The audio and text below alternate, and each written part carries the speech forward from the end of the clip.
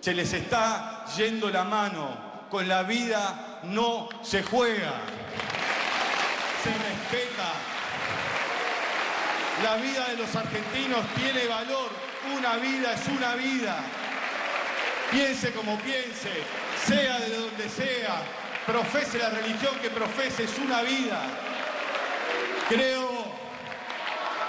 que esta inmadurez que proviene del poder, este desprecio, es el que permanentemente debemos confrontar, sin miedo, con respeto y en democracia, pero sin miedo, porque quieren gobernar con miedo, porque uno ve incluso cómo tiene que salir la familia a pedir por favor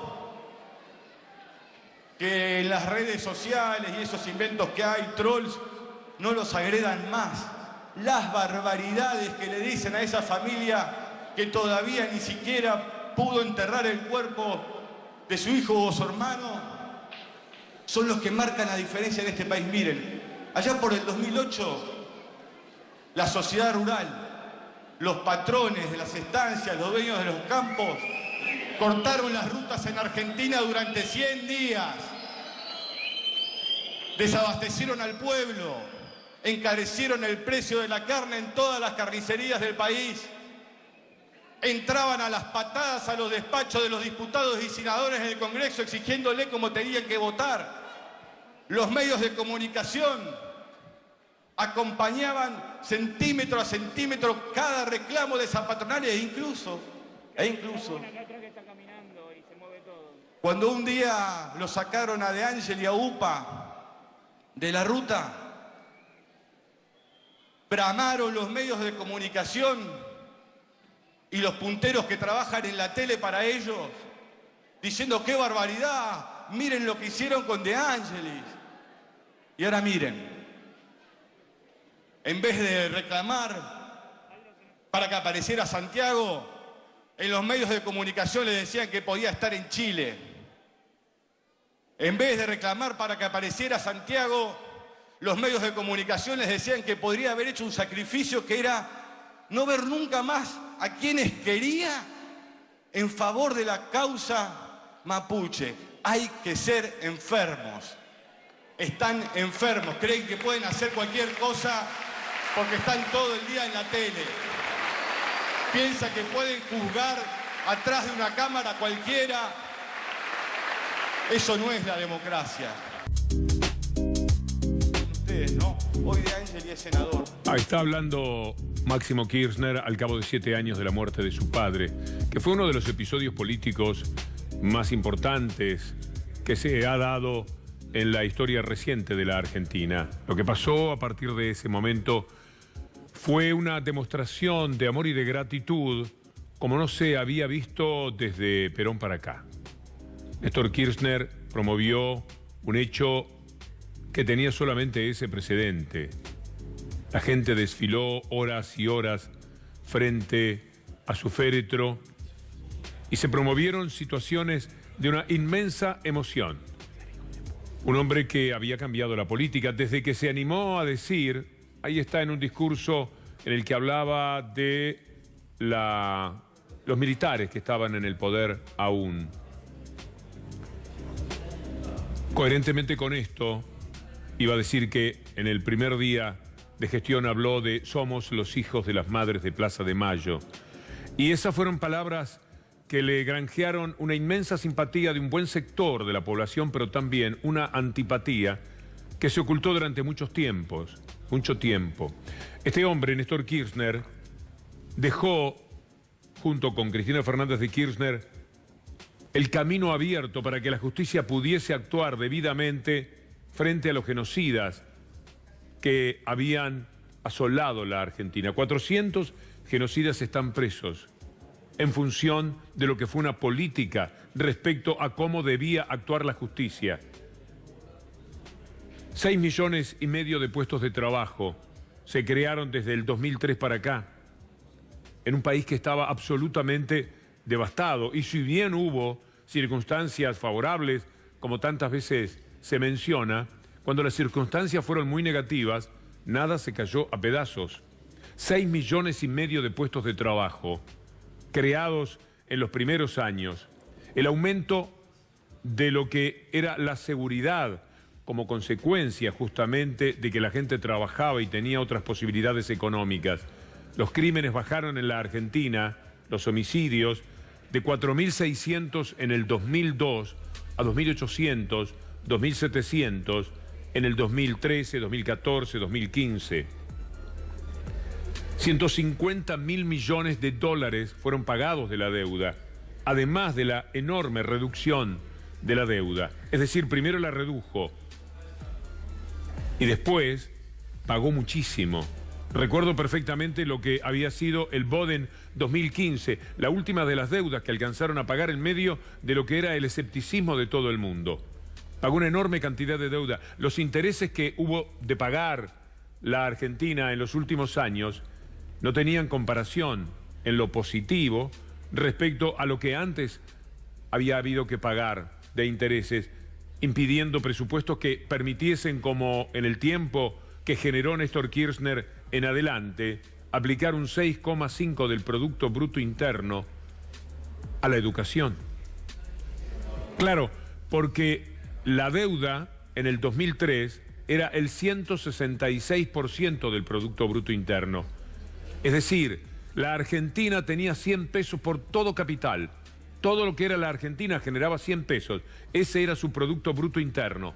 Debía 166, para que usted entienda. Cuando terminaron él y su mujer, el gobierno, la deuda era 42 pesos, 42% del Producto Bruto. Es decir, de cada 100 se debían 42. Así podía funcionar un país. Así podía presupuestarse educación, cultura y todo lo que deriva de una situación seguramente muy positiva, confrontada más que nada con aquellos años aciagos cuando el país explotó por los aires. Hay imágenes que tienen que ver con películas que se han realizado sobre Kirchner, con programas de televisión, con programas documentales que estamos viendo ahora. Pero lo importante es lo que todavía se puede ver en la comparación con lo que hoy día ocurre en la Argentina. Esa deuda que él pagó, o que ellos pagaron, ha crecido otra vez. Esa renta que había terminado siendo del 52% para la clase trabajadora contra el 48% de la élite, hoy día está volviendo a sus fuentes, las fuentes detestables que determinaban que en 1930 o en 1982, a la salida de la democracia, la élite dominante, la élite que se queda con todo, fuese dueña del 70% de lo que son los bienes de la Argentina, quedando para la clase trabajadora el 30%. Esa es la histórica puja de la que participó Kirchner a favor de los más vulnerables y de la clase trabajadora. Eso no se lo podrán quitar nunca. Y en ese panorama generó muchísimos enemigos. Los enemigos de las corporaciones encabezados por la corporación mediática. Si bien es cierto que hubo un primer tramo de su gobierno en el que tuvo buena relación con esos medios, bastante quien les habla fue crítico de esa etapa justamente porque tenía esa calidad de relación. Pero cuando la misma se perdió por el embate de las corporaciones, cuando quedó muy claro que las corporaciones quieren todo siempre y puso al poder político enfrente del poder real, generó mucha admiración. Admiración de quienes saben que hay un poder que se queda con todo siempre, que otra vez está robando la renta de los trabajadores, que dentro de poco el decil más rico va a tener muchísimo más, 20, 100 veces más que el decil más pobre, y que lo que hay en el país, lo que genera de riqueza el país, tendrá un 30, un 40% máximo para la clase trabajadora, y los menos, los más ricos, se van a quedar con el 60 al 65%. Ya están en camino de eso. Ya se agrandó la brecha entre los ricos y pobres, medido por el Gini internacional. Y eso está absolutamente claro. Cuando se habla de pobreza en la Argentina, ustedes tienen que entrar al Banco Mundial, a la FAO, a la CEPAL, para mirar lo que se decía en ese periodo. La Argentina duplicó su clase media. Lo decía el Banco Mundial. No eran palabras de quienes gobernaban la Argentina hacia el 2012, 2013, cuando esta era una realidad. Al cabo de esos años se había duplicado la clase media. Si se duplica la clase media, es muy difícil hablar de pobreza en los términos que ahora podemos hablar de pobreza. La mortalidad infantil llegó a números que en la comparación marcaban un alivio extraordinario. Muchas menos mujeres morían al parir y muchos más niños quedaban vivos al nacer y quedaban vivos dentro del primer año de vida. Esa desgracia que ha tenido América Latina y que también tenía, por cierto, la Argentina, 20 y pico %. América Latina y la Argentina estaban muy cerca de esos números. Para terminar, en el 10, en el 11, en el 9%, según las zonas de la República Argentina, y con un promedio que también era determinante para que los organismos internacionales dijesen que la Argentina tenía mucho más clase media, tenía mucho menos mortalidad infantil, tenía mucho mejor reparto de lo que era el producto de lo que la Argentina generaba. Estos son datos indiscutibles, pero claro, se trata de un hombre que se ganó toda la repulsa de los que estaban a favor de la dictadura, muchos de los cuales han salido del closet ahora para decir soy fascista y qué, y lo sentimos cada día como una bofetada en el rostro. Por supuesto que los empresarios no estuvieron conformes con que hubiese casi plena ocupación. El capitalismo necesita de la desocupación. 6,5 millones de puestos de trabajo, mejor pagos que en toda América Latina, como ocurrió en esos años, genera irritación de los Ratazzi y compañía, para citar a un empresario.